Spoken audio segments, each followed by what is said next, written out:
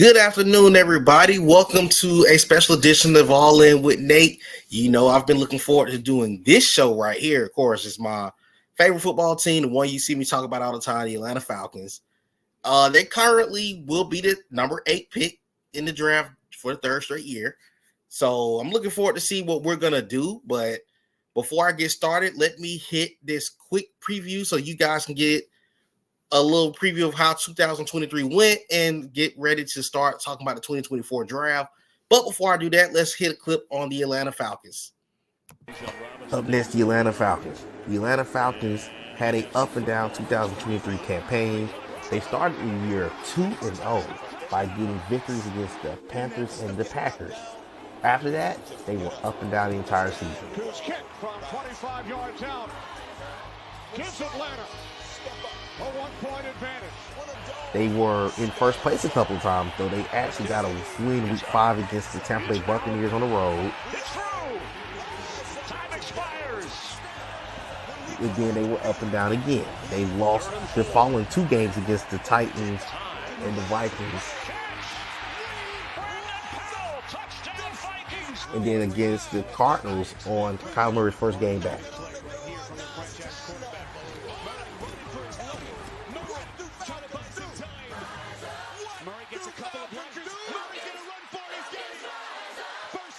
They came off a bye week. They got 2 big wins against the Saints. Pressure. He's got Robinson. Perfect dime. Touchdown Atlanta. And the Jets to get back to 6-6. Ritter to the end zone. Jordan Whitehead is frustrated. He gets right behind Whitehead. Pruitt passing. They also had an opportunity to put a step on the division against Tampa. They weren't fooled, but Brown makes a play nonetheless.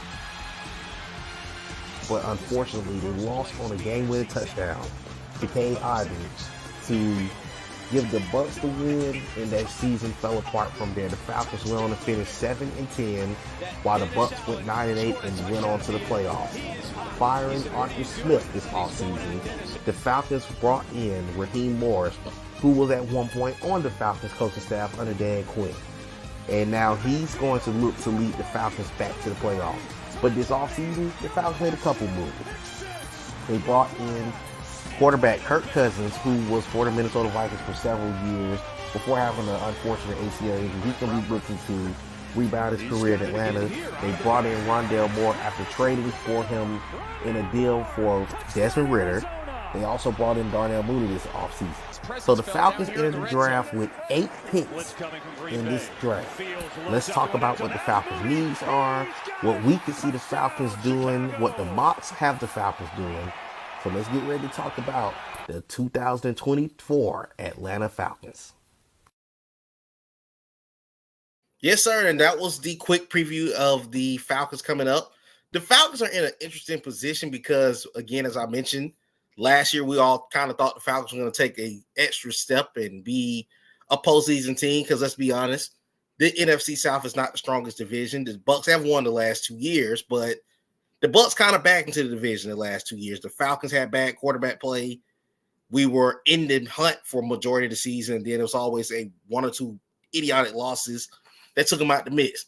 But based on a couple of moves they made, as I mentioned, getting Kirk Cousins, going to get Rondale Moore, getting Darnell Mooney. So the Falcons are trending in the right direction. But once again, they do have key needs that has to be hit throughout this draft for us to take that postseason leap. Because at this point, let's be honest, the Falcons are in kind of in win now mode. We have a rougher schedule than we had last season. We got a couple of good teams coming in here. The Chiefs are coming to Atlanta. Dallas is coming to Atlanta. Kansas, a couple of good teams. Pittsburgh is coming to Atlanta. So it's a lot of good teams that will be that will be in the Georgia Dome. I said Georgia Dome. My bad, y'all. Mercedes-Benz this year. So before I jump into this one, hit some of these comments. Tyreek, what's going on, bro? Katie, what's up? Gary, appreciate you checking in. Facebook users at the Falcons will win the South. What's going on, Cam? Tell what's up, man. Hey, we're not talking about Madden right now. What's going on, Finley? AJ said, I hope you don't say, hey, man, well, you're going to get disappointed. And Tevin said trade back with that number 8 pick with a quarterback needy team. That could be on the dock too, depending on how the quarterbacks fall in the draft. But some of my needs I'm gonna get into. Let me start off talking about the first need. My first need for the Falcons is a pass rusher. This is obvious. We don't have pass rushers. The Falcons lost 2 or 3 games last season simply because we couldn't bring out a quarterback when it mattered the most. The Vikings game and Cardinals game, as you saw in the clip, was the 2 absolutely awful losses that we had because we couldn't bring the quarterback down. So getting a pass rusher is so critical for this Falcon team this season because our 2 leading sack leaders last season in 2023, you might be shocked, was 37-year-old Calais Campbell and Bud Dupree. They both had 6.5 sacks each as a Falcon, and neither are on the team at this point.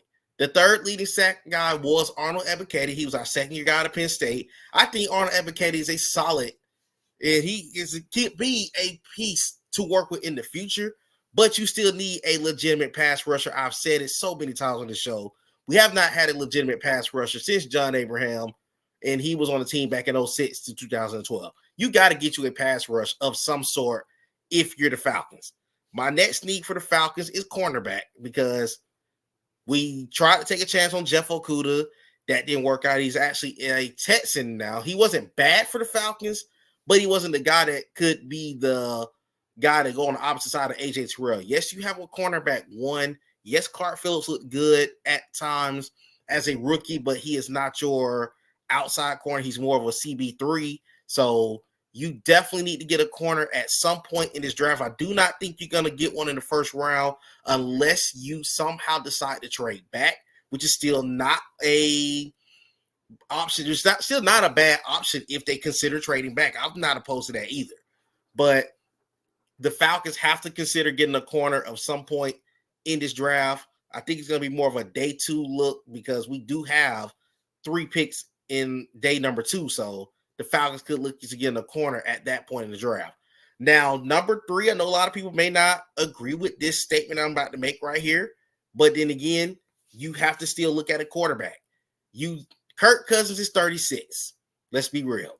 Yes, Kirk Cousins was given a 4-year deal, but as I mentioned on my Kirk Cousins show, which was about a week or 2 ago, Kirk Cousins is not a long-term solution. He is here for at least 2 seasons. Once he is gone, he's going to be 38 by the time you go through the first 2 years. You're going to get you a rookie, whether it's this year or next year, to either groom behind Kirk Cousins or either be the guy that's going to take over in 2026 altogether, depending on what Kirk Cousins does this year. But overall, you're going to get you a quarterback to learn under Kirk Cousins, which is what they should have did a couple years back when they decided to trade Matt Ryan. They should have had a rookie get in here to learn the system, and then he could have been the guy last year. But, I mean, you have to do it right this way. So quarterback could be a day 3 thing. It could be a day 2 thing. So either or, don't sleep on the Falcons looking at a quarterback at some point in this draft, whether it be the end of day 2 or early day 3. They're going to get a quarterback in this draft. Now, offensive linemen. Now, of course, a lot of folks may not. So the top 3 needs that I have is the ones that most people will tell you that the Falcons have is going to be pass rusher, cornerback, quarterback. Now, the next couple of needs are from a stats of me being a Falcons fan that is going to tell you what we need to be working on over the next 2 years. Now, the true statement is the Atlanta Falcons had a top 5 offensive line last year, despite bad quarterback play. The Falcons offensive line, according to a couple of big-time rankings, Pro Football Focus had them as the 4th best offensive line in the National Football League. They also had a couple of really good things that went well last year. Chris Lindstrom was actually the highest graded guard in the National Football League last season, even though he had his ups and downs. Matthew Bergeron came on to be really solid towards the end of 2023. So we actually have some pieces on the offensive line. I'm not a big fan of Caleb McGrary, but he does fit this team at a run blocking perspective. They were actually the second best run blocking team in the National Football League last year. But then the two positions that I have major concerns on, not just for this season, it's going to be okay this year, but it's not going to be a long-term solution. They need to be looking into dealing with that in the draft. Now, this might be the very unpopular statement I'm about to say. Do not sleep on the Falcons considering Joe Alt in the draft if things fall where he fell to number 8. I don't think that's going to happen, but if it do happen, let me just be honest with you guys. Jake Matthews is getting to the back end of his career. He's getting to that big part of his cap hit that's going to be over after 2024. Just like I mentioned about Grady Jarrett in the previous show, Jake Matthews could be in his final year as an Atlanta Falcon. And if that is the case, Jake Matthews needs someone, he needs his replacement, maybe this draft. I don't think it's going to be a day one look, but it could be a potential day two look. But the Falcons do need to look at a left tackle. Also, Drew Dalman, the center. I'm not a big fan of Drew Dalman. I know that there's a lot of people who kind of like Drew Dalman. I'm not a fan of him. But I think that there are solid centers in this draft like Zinner, Van Pran. Those guys could be easily guys that step in and take over at center long-term for the Falcons. You have to look into getting that position filled. They're not going to go in the first or even the second round, but third round, you do need to consider getting you an offensive lineman of some sort. That is something that the Falcons have to address this year. You don't want to get down the road and need it when you lose a Jake Matthews or lose a Drew Dalman, those two are probably not going to be Falcons after this season. The next thing is a wide receiver. This could still be addressed in day two. Yes, we did pick up Darnell Mooney. Yes, we did pick up Rondale Moore, but the Falcons can still add another weapon at wide receiver because, number one, you're going to have a quarterback in here that's going to be a gunslinger. He's going to throw that ball. Kirk is going to throw the football. So you still want to look into possibly seeing, can you get a steal of a receiver in the draft? The receiving core is going to be deep in this draft. So the Falcons would not go wrong. And then also, don't be surprised if the Falcons consider still taking a wide receiver in the second round, because depending on what the receiver run will be in round number 1, that could be a consideration in round 2, because the guys that you're hearing so far is Malik Neighbors, Marvin Harrison, Roma Dunes, possibly A.D. Mitchell, possibly Xavier Worthy, depending on what team want to take that chance on him, when they want to take the chance on him. But then when you get into the second round, you got guys like Keon Coleman and Xavier Leggett and those guys, Lad McConkey, those guys that are going to be considered to be a little bit down the board. So the Falcons could consider getting a receiver on day 2. Now, the other position, now this might be a topic for discussion, is the linebacker position. Yes, we have Caden Ellis and Nate Landman really came on for the Falcons in 2023. They re-signed him. Glad they gave him a chance to come back to be a Falcon this season. But personally speaking, the Falcons do need a side-to-side linebacker. You still need one more linebacker on that team. Now, Troy Anderson, this could be the season that he's going to step it up, or the Falcons could be looking to move on from him because this is year number 3. They put a second-round pick on Troy Anderson. At this point in your career, you got to step up because Nate Landman sat on the bench in 2022. He got another opportunity in 23, and he balled out for the Falcons on defense. He was actually really good for the Falcons. So linebacker could be a day 3 look. You can look at a Cedric Gray, a Junior Colson, an Edgerrin Cooper. So those guys could be somebody that you may hear their name come across to be a Falcon at some point. Because I still think we're going to look at a linebacker. And last but not least is safety. As you've heard me talk about on previous shows, Richie Grant sucks. I'm not going to sugarcoat this in no nice way. He is horrible. I do not like Richie Grant. Richie Grant is often out of position. A lot of the big passing touchdowns that the Falcons gave up last season, Richie Grant was involved with that play. So Richie Grant is not going to fit the Falcons Not for me. DeMarco Hellams came on. He was a 7th round pick out of Alabama, but I still think he's more of a this is going to be more of your rotational safety. He's not no starter. You do need somebody to go on the opposite side of Jesse Bates. Jesse Bates was outstanding for the Falcons, but you still need another safety if you're the Falcons. But those are my needs for us. I want to show, let me hit some of the comments real quick before I go into what the mocks had to say about the Falcons real quick. Let me go to these comments real quick. I appreciate y'all that are tuned in. Tevin said, Evan Caddy and rookie Zach Harrison came along at the end, still gonna get a defensive. I agree. Zach Harrison's another guy who really played well for the Falcons, and I think that the Falcons could consider giving him more of an opportunity to shine, maybe at D tackle, because I mean Grady is also coming off of an injury, so you still got David Onyemata, so that position is getting older as well. But Zach Harrison was really good down the stretch. Also, he probably got a lot more production than some of the guys we put big money on. But those two are two guys who could benefit from the new 3-4 scheme because they could line up on the outside, because that's another thing that the Falcons have changed from last season. We were a 4-3 defense at the end of last season. We'll be 3-4 this year. And then you still got your guys that are rotation, like Lorenzo Carter, D'Angelo Malone. I don't think those guys are going to be big names as far as this year for the defense, but I do think that they still get their opportunity.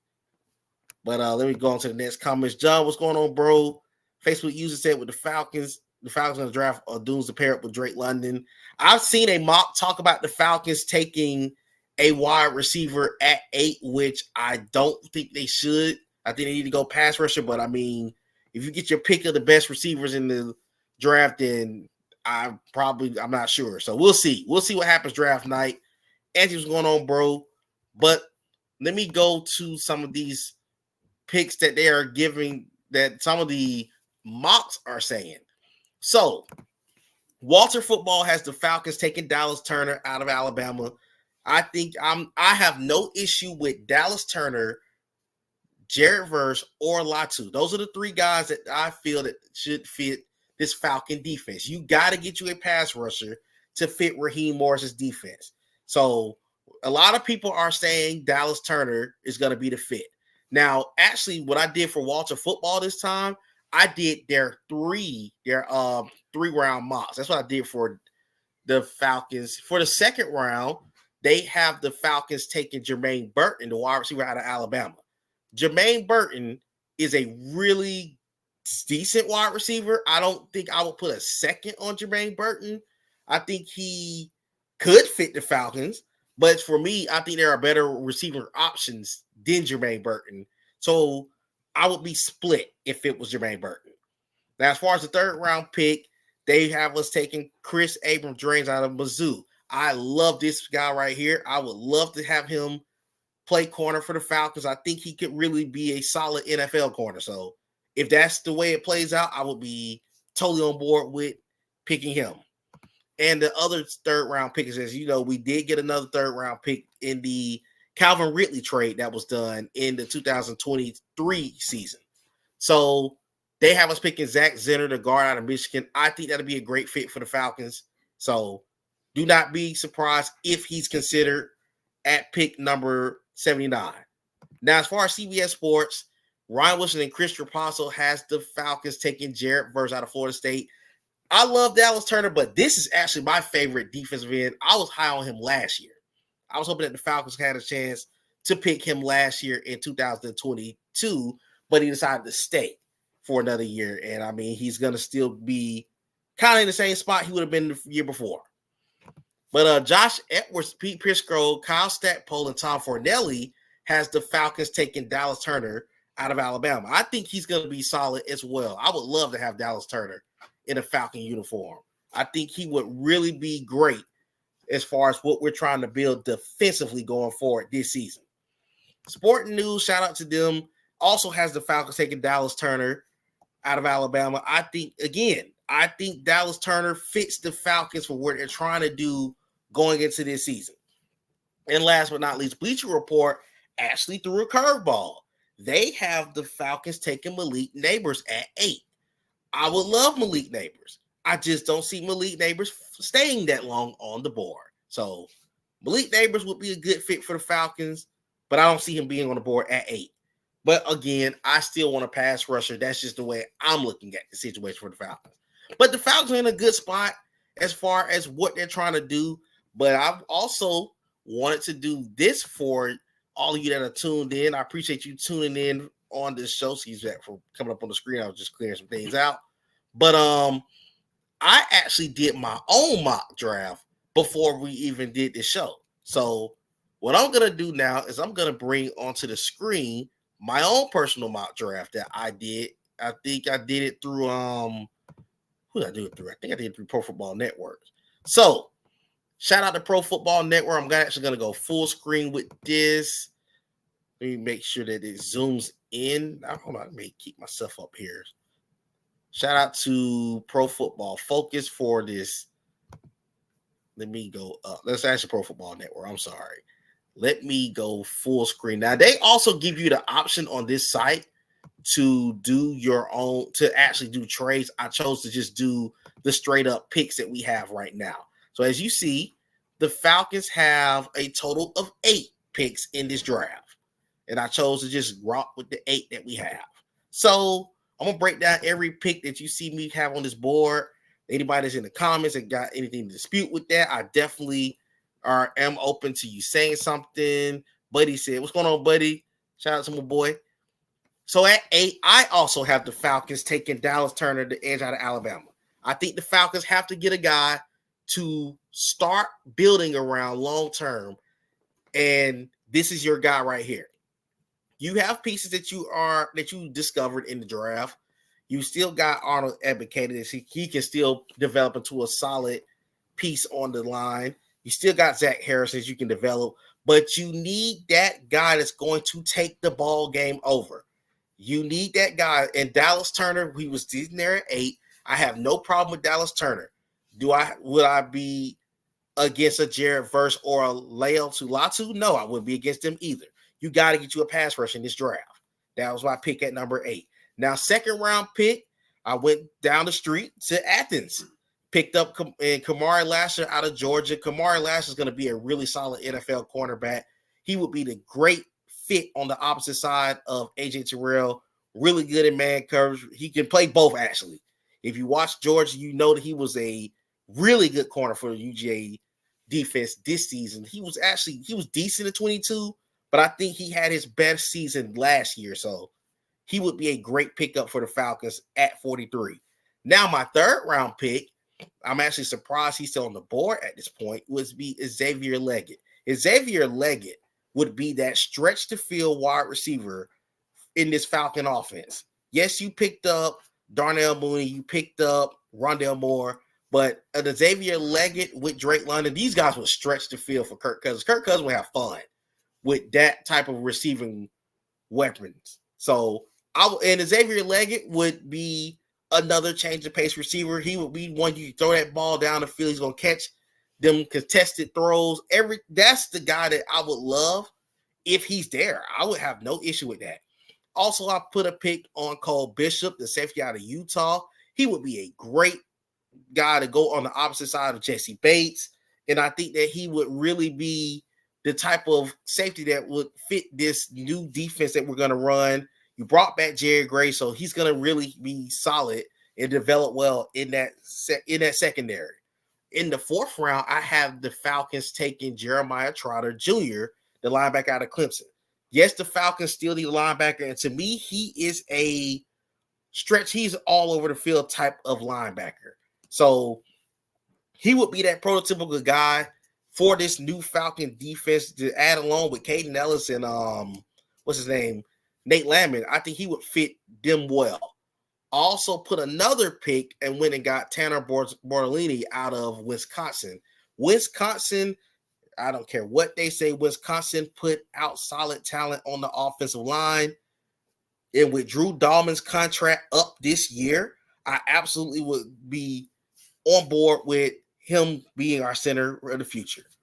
Now, in the 6th round, I had the Falcons taking a really solid HBCU corner If you haven't watched tape on this guy, please go watch tape on him, which is Willie Drew, the corner out of Virginia State. I think he would be a really solid piece. And then for the Falcons, you have to look at the secondary that you have right now. You only have A.J. Terrell and really Clark Phillips. I mean, D. Offer's not a bad corner, but he's not your long-term guy that you would put into your 1, 2, or 3. Mike Hughes is still on the team. I don't know why. So I think that you still need to address the depth in that secondary. And then in the 6th round, I have the Falcons picking up Joe Milton III, the quarterback out of Tennessee. Yes, I was not really a big fan of him at the University of Tennessee. He had an arm with little to no accuracy at times. But to me, you bring a big arm quarterback, give him 2 years to learn, maybe. We'll see. I'm not saying he could be your future starter, but I will say you bring a guy in there to learn the system and maybe see what happens if the Kirk Cousins thing work out for you in 24 and 25, and maybe he learns the system and become a solid NFL quarterback. So I think that this is my take on the Falcons draft at this moment. Let's see, one of the comments came in. Mike Hughes will be tight with him because ain't no way. Man, I don't know. I don't know. I really don't know. I don't like Mike Hughes. And I feel like they're just trying to give him an opportunity because, I don't know. I don't like him. He was out of place a lot last season. And Tevin Reckless said, what happened to our defensive coordinator from last season? I liked him.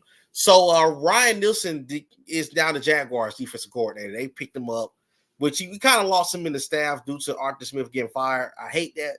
I would actually like to see him get another year. But, of course, he's a new head coach, so kind of figured out what happened. But that's my draft picks for the Falcons if the draft starts. And if we had a draft like that, I'd be very pleased. But that's my take on the Atlanta Falcons. I think the Falcons, with a good draft, really can become a legitimate contender this upcoming year and make a run in the postseason. I'm not saying putting Super Bowl on them. Of course, I'm a fan of the team. I'm not a delusional fan. But I do think they're good enough to make the playoffs this year and could potentially win a playoff game in your building, depending on how it plays out. But the Falcons do have to hit on this draft. It is imperative that the Falcons hit on this draft for Terry Fontenot, for first-year head coach Raheem Morris, because at the end of the day, you want to put people in them seats. You want to get some wins on that field, and you want to get this fan base excited again for Falcon football. You got the fan base there, but when you're 6 years removed from the playoffs, you got to make a step in season number 7 years from now. So this has been the longest stretch we've had since like the late 80s, early 90s, or like the late 90s, early 2000s. We haven't had a stretch this long of not going to the playoffs. So the Band-Aid is out there. Arthur Blank wants to win now. This team wants to win now. This fan base needs to see a winner because, of course, you can't keep being in this position where you're saying, oh, we're a year away. We're 2 years away. You cannot continue to do that. The moves made this offseason with a Kirk Cousins being signed did not signal new head coach still rebuilding. That signals we want to make the playoffs in 2024. So the Falcons have to make that step. So this draft is critical. Terry Fontenot, if you're out there, you got to hit this draft. There's no ifs, ands, or buts about it. You have to hit this draft. So looking forward to see what these guys do. I'm excited about the Falcons coming up. But that will conclude this show for right now.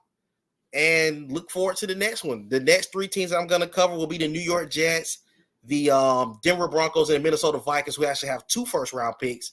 But until next time, it's been a special edition of All In with Nate. Hope you all enjoyed the show. And until next time, this has been your Falcon Draft Show. And again, we'll see you in a couple of days. Enjoy the rest of your Wednesday.